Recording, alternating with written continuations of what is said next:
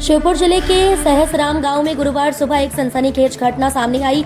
गसवानी थाना क्षेत्र के अंतर्गत खेत में बने एक कमरे के भीतर 24 वर्षीय युवक रिंकू धाकड़ का सरकटा शव मिलने से पूरे इलाके में हड़कंप मच गया। पुलिस ने मामले को प्रथम दृष्टया हत्या करार दिया है।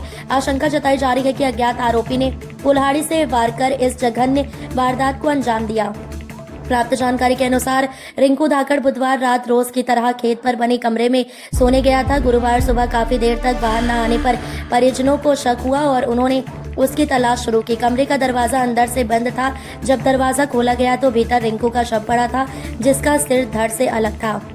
इस भयावह दृश्य को देखकर परिजनों ने तुरंत पुलिस को सूचना दी। सूचना मिलते ही गसवानी थाना पुलिस मौके पर पहुंची और घटना स्थल का बारीकी से निरीक्षण किया गया। पुलिस ने कमरे को सील कर साक्ष्य जुटाए। पुलिस अधिकारियों का मानना है कि वारदात रात के समय की गई है और आरोपी हत्या के बाद फरार हो गया। आसपास के क्षेत्र में खून के निशान और वारदात में प्रयुक्त हथियार की तलाश की जा रही है। मृतक के पिता ने पुलिस को बताया कि वे धोबनी के निवासी हैं और रिंकू रोज की तरह रात में खेत पर सोने गया था।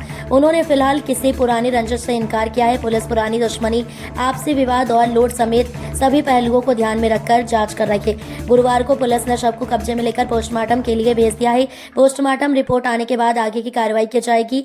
घटना के बाद से सहसराम गाँव में तनाव का माहौल है।